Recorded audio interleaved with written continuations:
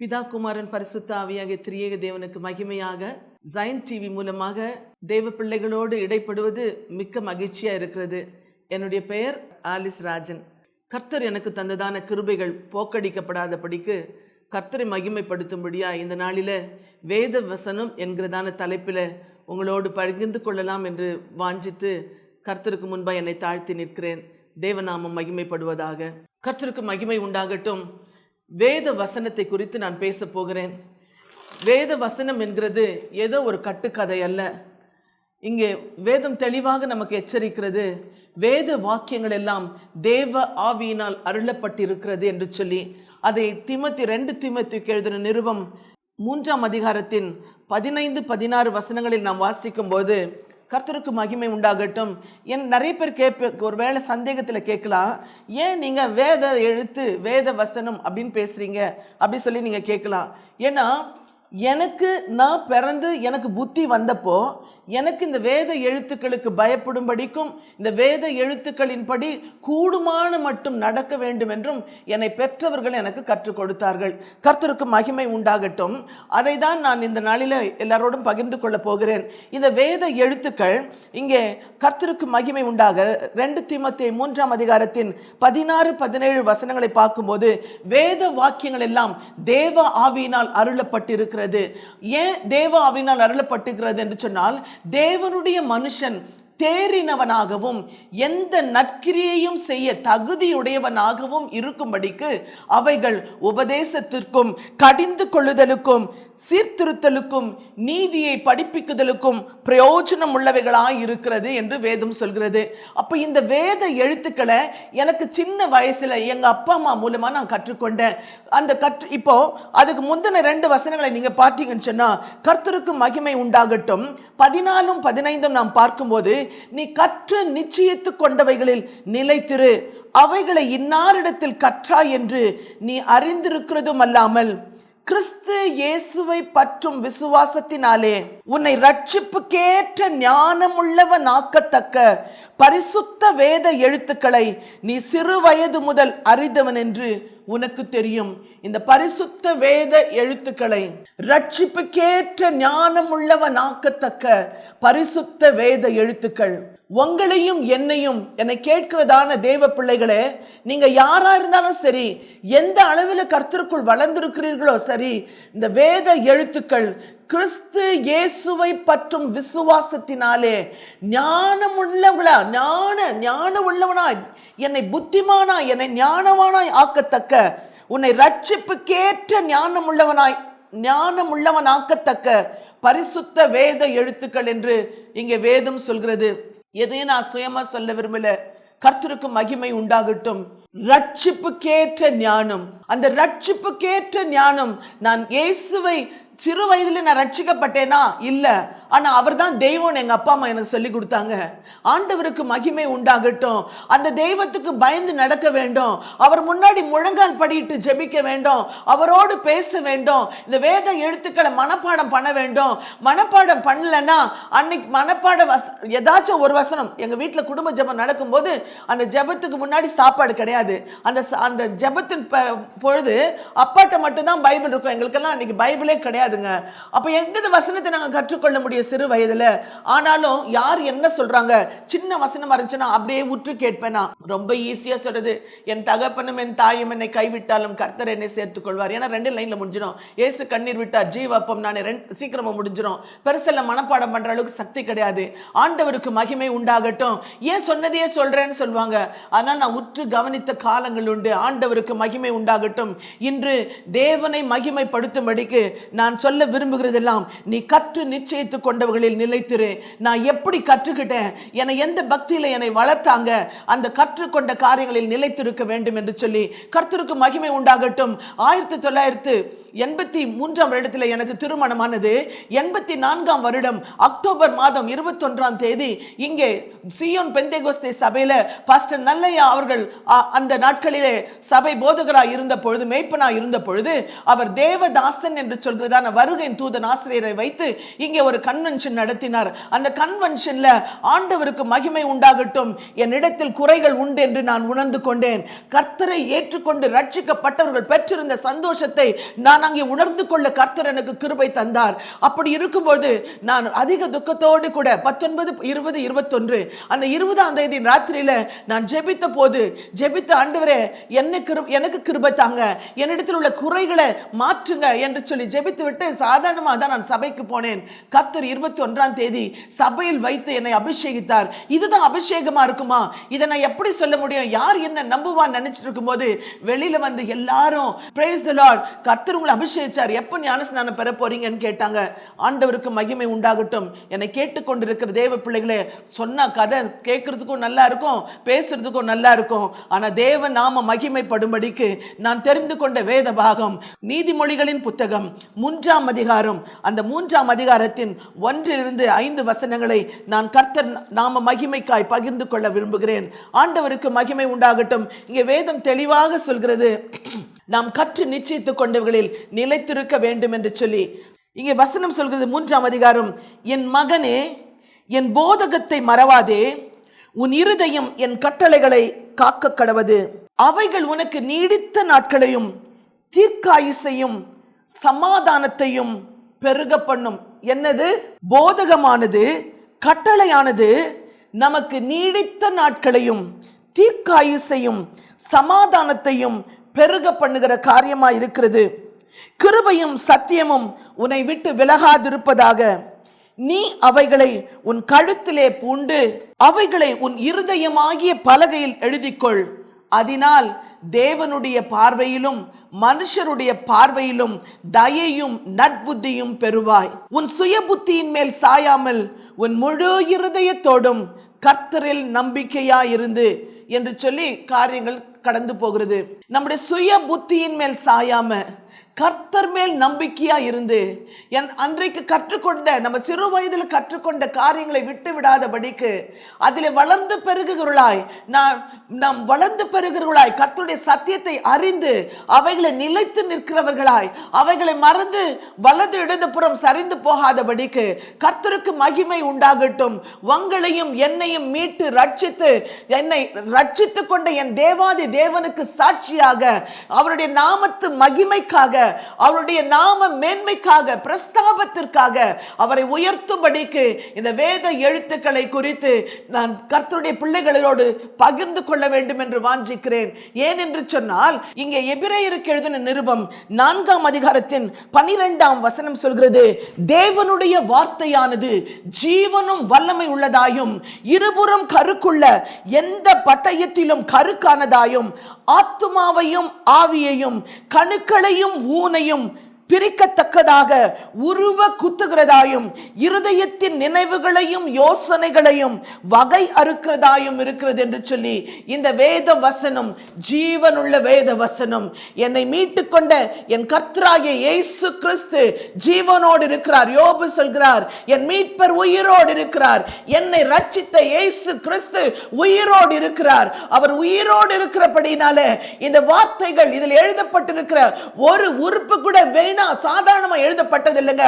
வேத வாக்கியங்கள் எல்லாம் தேவ ஆவியினால் அருளப்பட்டது என்று சொல்லி 2 தீமோத்தேயு 3:16 பார்த்தோம் அல்லவா? இந்த வார்த்தைகள் எல்லாம் தேவ ஆவியினாலே பரிசுத்தவான்களுக்கு அருளப்பட்டு அவர்கள் தேவ ஆவியினாலே எழுதி தந்ததான வேத வாக்கியங்கள். இது கட்டு கதைகள் அல்ல. இது ஏதோ ஒரு ஸ்டோரி இல்லைங்க. இது அழிஞ்சு போயிருக்கும், புக்ல பார்த்த மாதிரி வித்தியாசமா வந்திருக்கும். ஆனா இந்த பரிசுத்த வேதகமானது, அல்லேலூயா, கர்த்தருக்கு மகிமை உண்டாகட்டும்.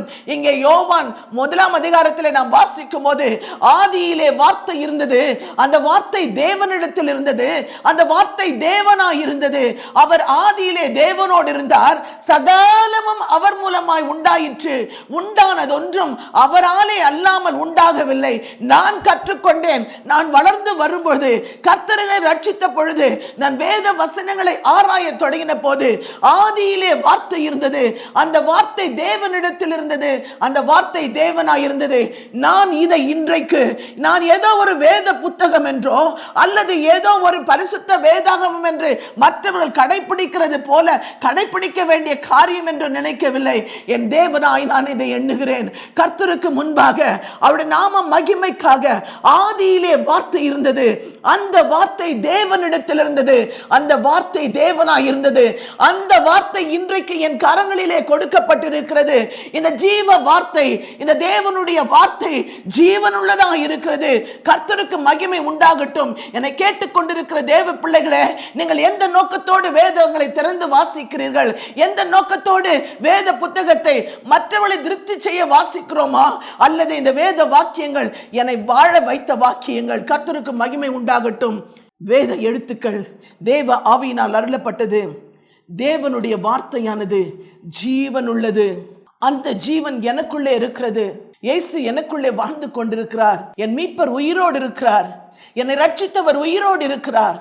அவர் உயிரோடு இருக்கிறபடினாலே, அவருடைய ஜீவன் எனக்குள்ளே இருக்கிறபடினாலே, நீங்க நினைக்கலாம் உங்களுக்கு என்ன ரொம்ப ஜாலியா பேசுறீங்க, இந்த பிரச்சனை உங்களுக்கு இருந்தா தெரியுமா, அந்த பிரச்சனை உங்களுக்கு இருந்தா தெரியுமா, இப்படி சூழ்நிலைகள் இருந்தா எப்படி சமாளிப்போம் தெரியுமா?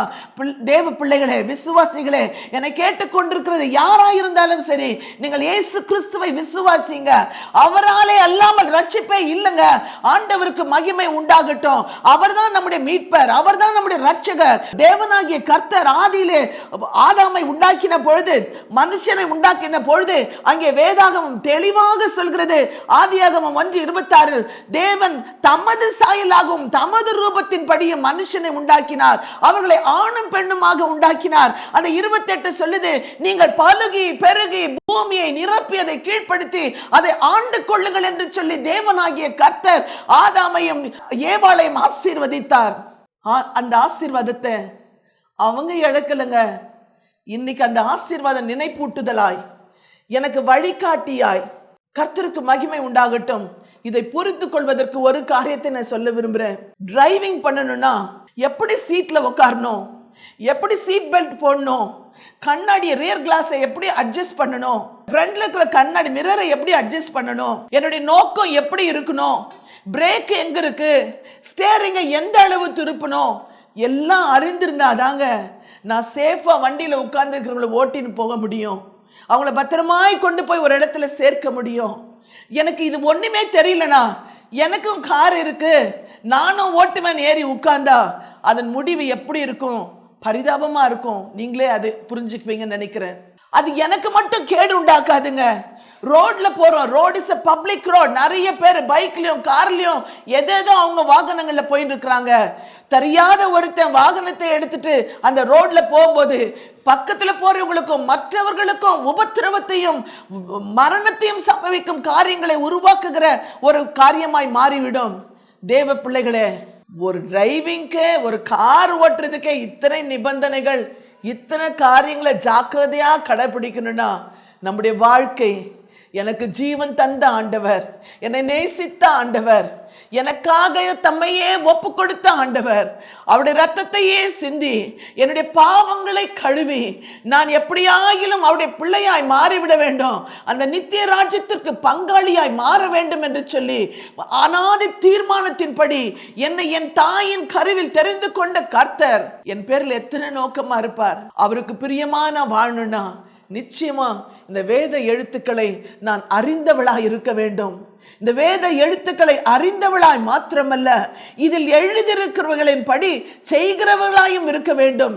ஏன் என்று சொன்னால் 2 தீமோத்தேயு 3:17 சொல்கிறது, இந்த வேத எழுத்துக்கள் தேவ ஆவியினால் அருளப்பட்டது மாத்திரமல்லாதபடிக்கு நான் தேவனுடைய பிள்ளை என்று சொல்கிற, நான் தேவனுடைய ஊழியக்காரன் ஊழியக்காரி, நான் தேவனுக்காய் தொண்டு செய்கிறேன், அல்ல என்ன லேபிள் போட்டு நீங்க செஞ்சாலும் ஆண்டவருக்கு மகிமை உண்டாகட்டும்.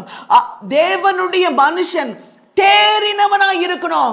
சும்மா வீணா போனவனா இல்ல, சும்மா நேரங்களை கழிக்கிறவனா இல்ல, சும்மா ஏதோ போன போக்குல ஒரு சந்தோஷத்துக்காய் காரியங்களை அனுபவிக்கிறவனா இல்ல. கர்த்தரை தெய்வமாய் கொண்ட ஒவ்வொரு தேவ பிள்ளையும் அவன் தேவனுடைய மனுஷனா இருக்கிறான், மனுஷியா இருக்கிறாங்க.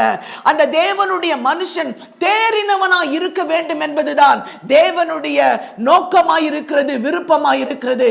தேவனுடைய மனுஷன் தேறினவனாகவும் எந்த நற்கிரியையும் செய்ய தகுதியுடையவனாகவும் இருக்கும்படிக்கு, என்னங்க, நல்ல காரியம் செய்யறதுக்கு தகுதி வேணும்னா இந்த வேதத்தை அறிஞ்சிருக்கணும். தேவனுடைய மனுஷன் நற்காரியங்களை செய்ய அறிந்திருக்க வேண்டும். எல்லாத்தையுமே எல்லாராலும் செய்ய முடியாதுங்க.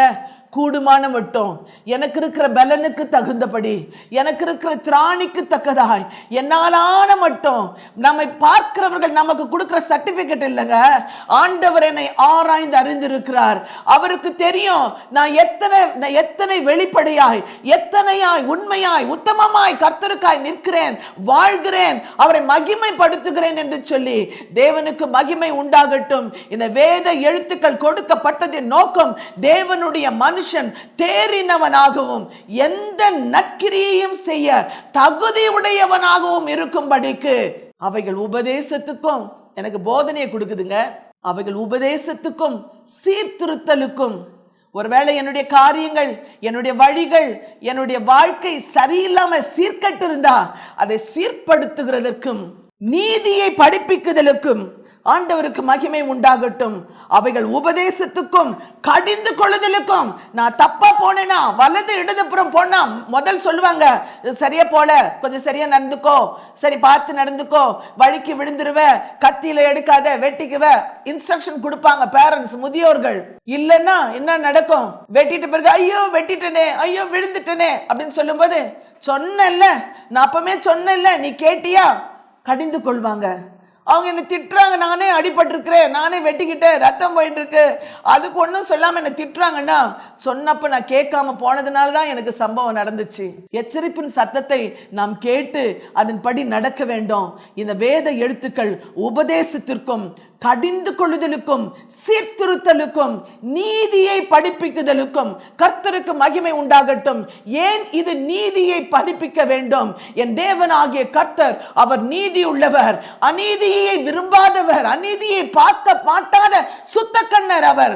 என் தேவனாகிய கர்த்தர் அவருடைய பிள்ளை என்று மார்த்தட்டிக் கொள்கிற நானோ நீங்களோ தேவ பிள்ளைகளை நீங்கள் யாராய் இருந்தாலும் ஆண்டவருக்கு மகிமை உண்டாக அநீதியை விட்டு நீதியை பின்பற்றி நீதிமான்களாய் வாழ வேண்டும் என்பது நம்முடைய தேவனுடைய சித்தமாய் இருக்கிறது. கர்த்தருக்கு மகிமை உண்டாகட்டும். அதனாலே தேவனுடைய பிள்ளைகளே, இந்த வேத வசனங்கள் நமக்கு கற்றுக் கொடுக்கிறது. உபதேசம் என்று சொன்னால் என்ன? போதனை அடைய செய்கிறது. உன் தகப்பன் போதகத்தை தள்ளாத. அப்பா அம்மா நமக்கு போதிப்பாங்க, தாயின் போதகத்தை தள்ளாத என்று சொல்லப்பட்டிருக்கிறது. கர்த்தர் எனக்கு தந்ததான ஒரு பாடலின் 2 வரிகளை நான் பாட நான் வாஞ்சிக்கிறேன். கர்த்தருடைய சமூகத்தில் காத்திருந்த போது அநேக வருடங்களுக்கு முன்பாக, எனக்கு சரியான ராக இல்லைனாலும் சகிச்சுக்குவீங்க நான் நம்புறேன். வசனம் சொல்கிறது, கர்த்தரை நானும் கண்டு கொண்டேன், அவர் கற்பனையை எனக்கு வழியாக்கினேன். கர்த்தரை நானும் கண்டு கொண்டேன், அவர் கற்பனையை எனக்கு வழியாக்கினேன். விவேகம் நீதி நியாயம் நிதானம், விவேகம் நீதி நியாயம் நிதானம், அறிவு போதனை அடைந்திடவே கர்த்தரை நானும் கண்டு கொண்டேன், அவர் கற்பனையை எனக்கு வழியாக்கினேன். தகப்பனின் கற்பனையை காத்துக்கொள், தகப்பனின் கற்பனையை காத்துக்கொள், உந்தன் தாயின் போதகத்தை தள்ளாதே. தகப்பனின் கற்பனையை காத்துக்கொள், உந்தன் தாயின் போதகத்தை தள்ளாதே. எல்லா காவலோடும் இதயத்தை எல்லா காவலோடும் இதயத்தை ஜீவ ஊற்று புறப்படுமாம், அதில் ஜீவ ஊற்று புறப்படுமாம். கர்த்தரை நானும் கண்டு கொண்டேன், அவர் கற்பனையை எனக்கு வழியாக்கினேன். கர்த்தரை நானும் கண்டு கொண்டேன், அவர் கற்பனையை எனக்கு வழியாக்கினேன். ஆண்டவருக்கு மகிமை உண்டாகட்டும். கர்த்தருடைய கற்பனைகளை நாம் கை கொள்ள வேண்டியது அவசியமாக இருக்கிறது. அந்த கற்பனைகளை நமக்கு கற்றுக் கொடுத்தவர்கள் சிறு பிராயத்தில் நமக்கு அப்பா அம்மா சொல்லி கொடுத்தாங்க. தேவன் அன்பாக இருக்கிறார், நீ இப்படி ஜெபிக்கணும், இப்படி செய்யணும், நீ ஏசப்பா பிள்ளையா இருக்கணும் அப்படின்லாம் அப்பா அம்மா சொல்லி கொடுக்குறாங்க. கொஞ்சம் 3 வயசு 4 வயசு 5 வயசு அப்படி ஆகும்போது சண்டே ஸ்கூலுக்கு அனுப்புகிறாங்க. சண்டே ஸ்கூலில் போய் கர்த்தரை கற்றுக்கொள்கிறோம். அதுக்கப்புறமா நம்ம வளர்ந்து வரும்போது, நாம் ஆராதனைகளுக்கு வரும்போது நாம் கவனிப்போம் என்றால் கர்த்தருக்கு மகிமை உண்டாகட்டும். கற்றுக்கொள்ள வேண்டும் என்று வாஞ்சிக்கிறவர்கள் யாராச்சும் ப்ரீச் பண்ணா, போதிச்சாங்கன்னா, அறிவுரை கொடுத்தாங்கன்னா, எனக்கு இல்லாது யாருக்கோ அப்படின்னு நினைச்சிட்டு இருந்தோன்னா கற்றுக்கவும் மாட்டோம், உருப்படவும் மாட்டோம். அது சும்மா கொஞ்சம் காது கொடுத்து கேட்கலாமே அப்படின்னு கேட்டு பாருங்க. ஆண்டவருக்கு மகிமை உண்டாகட்டும். அது நம்மளை சரியா அடடே நமக்கே சொல்ற மாதிரி இருக்க, ஒருவேளை நம்ம நினைச்சுதான் பேசுறாங்களா அப்படின்னு கூட சில நேரங்களில் தோணும். ஆண்டவருக்கு மகிமை உண்டாகட்டும். நம்மை கற்றுக் கொடுத்து நம்மளை சரியான வழியில் நடத்தும். நாம் கற்றுக்கொள்ளும் போது, நாம் கவனிக்கும் போது நாம் கற்று தேறுகிறவளாய் காணப்படுவோம். வேத வாக்கியங்களை நாம் வாசிக்க வாசிக்க அனுதினம் வாசிக்கணும், அதை நாடணும், அதை வாஞ்சிக்கணும் அப்படின்னு சொல்லி எல்லா விதங்களிலும் நாம் போதிக்கப்படுகிறோம். ஆராதனைகளுக்கு வரும்போது, ஞாயிற்றுக்கிழமை வரும்போது, புதன்கிழமை வேத பாடங்கள்ல வரும்போது, எந்த பக்கம் திரும்பினாலும் இந்த நாட்களிலே வேதத்தை குறித்தும் வேத எழுத்துக்களை குறித்தும் கர்த்தருக்கு பயப்படுற காரியங்களை குறித்தும் நாம் அதிகமாக எச்சரிக்கப்பட்டு போதிக்கப்படுகிறோம். எத்தனையாய் அவைகளை நாம் கடைபிடிக்கிறோம். நாம் கற்றுக்கொண்டவைகளில் நிலைத்திருப்போம் என்று சொன்னால் தேவனாகிய கர்த்தர் நிச்சயமாகவே, நான் என்ன ஆர்வத்தோடு, நீங்க யோசித்து பாருங்க, அப்பா அம்மா இருக்கிறவங்களுக்கு பிள்ளைங்க இருக்கிறாங்க. ஒருவேளை நீங்க என்னை கேட்கிறவங்க பிள்ளைங்களா இருந்தீங்கன்னா, அப்பா அம்மா வரும்போது, அப்பா வாங்கப்பா, அப்பா எப்படிப்பா இருக்கீங்க, அப்பா தண்ணி வேணுமாப்பா, என்ன நினைப்பார் அப்பா? இருமா உட்காரட்டும் கொடுக்குறேன்.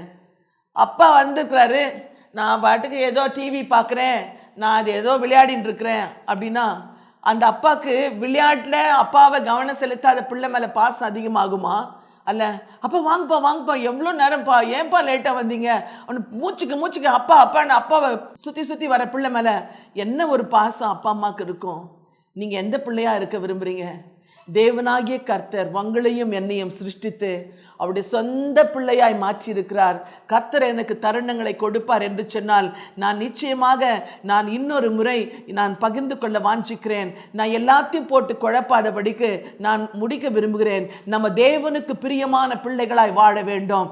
தேவனுடைய மனுஷன் தேறினவனாகவும் எந்த நற்கிரியும் செய்ய தகுதியுடையவனாகவும் இருக்கும்படிக்கு இந்த வேத எழுத்துக்கள் கொடுக்கப்பட்டிருக்கிறது. இவைகள் மாறாதவைகள். பூமியில கூட மாற்றங்கள், பூமி அதிர்ச்சிகள் இல்லாதது இருக்கிற மாதிரி வருது, வறண்டு போகுது, மலைகள் காணாம போகுது, என்னென்னமோ நியூஸ்களை கேட்கிறோம். ஆண்டவருக்கு மகிமை உண்டாகட்டும். பனிமலை உருகுது, அது வெள்ளமா அடிச்சுட்டு போகுது, வாரிட்டு போகுது. உலகத்தில் நடக்கிற சம்பவங்கள் எல்லாம் தேவனாகிய கர்த்தர் சீக்கிரமாய் வரப்போகிறார் என்று நமக்கு எச்சரித்துக் கொண்டிருக்கிறது. என கேட்டுக்கொண்டிருக்கிற தேவ பிள்ளைகளே, இந்த பூமி இருந்தாலும் சரி, இது ஒழிந்து போனாலும் 2 காரியங்கள் நிச்சயமாய் சம்பவிக்கும். கர்த்தருக்கு மகிமை உண்டாகட்டும். ஒன்று, எனது மரணம், அது எந்த வேளையில் வந்து என்னை சந்திக்கும் என்று நான் அறியேன். என் தேவனாகிய கர்த்தர் அறிந்திருக்கிறார். மரணம் இல்லை என்று சொன்னால், அதற்கு முன்பாக தேவனுடைய வருகை இருக்கும் என்று சொன்னால், தேவனாகிய கர்த்தர் சீக்கிரமாய் வரப்போகிறார். நான் இந்த வேத எழுத்துக்களை கடைபிடித்து என்னை நீதிக்குள்ளாக்கி என்னை கர்த்தருக்கு பயப்படுகிற வழியில சாட்சியாக நான் வாழ்ந்து கொண்டிருப்பேன் என்று சொன்னால், கர்த்தரை மகிமைப்படுத்திக் கொண்டிருப்பேன் என்று சொன்னால், கர்த்தரை முழு இருதயத்தோடு சார்ந்து வாழ்வேன் என்று சொன்னால், வேதம் எச்சரித்தது போல கர்த்தருடைய மனுஷருடைய பார்வையிலும் கர்த்தருடைய பார்வையிலும் நாம் தயையும் நற்புத்தியும் பெற்றுக்கொள்ள இந்த வேத எழுத்துக்கள் போதனைகள் நமக்கு உதவி செய்கிறதா இருக்கிறது. புத்தி வரும்பொழுது என் புத்தி தான், அதனால் தான் நான் என்று பெருமை பாராட்டதபடிக்கு கர்த்தரையே சுய புத்தியின் மேல் சாயாமல் உன் முழு இருதயத்தோடும் கர்த்தரில் நம்பிக்கையாய் இருக்க நாம் கற்றுக்கொள்ள வேண்டியது அவசியமாய் இருக்கிறது. கர்த்தருக்கு பிரியமான தேவ பிள்ளைகளே, கர்த்தரை சார்ந்து நிற்போம். தேவனாகிய கர்த்தர் நீங்கள் கேட்டதான என்னை கொண்டு கர்த்தர் இடைப்பட்ட இந்த வசனங்களை கொண்டு எனக்கும் உங்களுக்கும் பிரயோஜனம் உண்டாகத்தக்கதாக கர்த்தர் இடைப்படுவாராக. ஜெபிப்போம். தகப்பனே, நாங்கள் உம்மை நோக்கி பார்த்து ஜெபிக்கிறோம். ஐயா, உமக்கு ஸ்தோத்திரம் ஸ்தோத்திரம். எங்களையும் நீ நேசித்தீரே, எங்களையும் கர்த்தாவே காணியாட்சிக்கு புறம்பா இருந்த எங்களை ஆண்டவரே உம்முடைய பிள்ளைகளாக, உம்முடைய சொந்த பிள்ளைகளாக, ஆண்டவரே உமக்கு உகந்தவர்களாக எங்களை தெரிந்தெடுத்து மாற்றிக்கொண்டு வருகிறீரே, உமக்கு நாங்கள் நன்றி செலுத்துகிறோம். ஐயா, என்னை கேட்டுக்கொண்டிருக்கிறவர்கள் எந்த நிலைமையில் ஆண்டவரே தேவ வசனங்களை வேத வார்த்தைகளை கேட்டுக்கொண்டிருக்கிறார்களோ, அப்பா உமக்கு ஸ்தோத்திரம். இந்த வேத வசனங்கள் அவர்களுக்குள்ள ஜீவன் உண்டாக்க செய்யட்டும் தகப்பனே. ஆண்டவரே, பிரச்சனைகளிலிருந்து விடுவிக்கட்டும் தகப்பனே. வேதனைகளை மாற்றி போடட்டும் தகப்பனே. சமாதானமற்ற சூழ்நிலைகளில் இருந்து அவர்களுக்கு சமாதானத்தை உண்டு பண்ணட்டும் என்று சொல்லி ஜெபிக்கிறோம். ஆண்டவரே, பிரச்சனையில் இருக்கிறவர்களுக்கு விடுதலை உண்டாக்கட்டும் என்று சொல்லி ஜெபிக்கிறோம். அப்பா, உம்முடைய நாமம் ஆண்டவரே வல்லமை உள்ளது கர்த்தாவே. நீ உம்முடைய நாமத்தினாலே ஆண்டவரே எத்தனை அற்புதங்கள் நடக்கிறது. ஆண்டவரே, என்னை கேட்டுக்கொண்டிருக்கிற இந்த ஜாயன் டிவி மூலமாய் என் சத்தத்தை கர்த்தாவே கேட்டுக்கொண்டிருக்கிற, உம்முடைய வேத வசனத்தை கேட்டுக்கொண்டிருக்கிற ஒவ்வொரு வீடுகளுக்குள்ளும் தேவ சமாதானமும் சௌக்கியமும் சேமமும் ஆரோக்கியமும் உண்டாகட்டும். கர்த்தருக்கு பயப்படுகிற பயம் அவர்களை சூழ்ந்து கொள்ளட்டும் என்று சொல்லி ஜெபிக்கிறோம், ஒப்பு கொடுக்கிறோம். இந்த நல்ல கிருபைக்காய் நன்றி செலுத்துகிறேன் தகப்பனே. உம்முடைய நாமத்தை உயர்த்துகிறோம். உம்முடைய நாமம் மகிமைப்படுவதாக. எல்லா துதி கனம் மகிமை புகழ்ச்சி யாவையும் தேவரீர் ஒருவருக்கே செலுத்துகிறோம். இயேசு கிறிஸ்துவின் மூலம் பிதாவே. ஆமென், ஆமென், ஆமென்.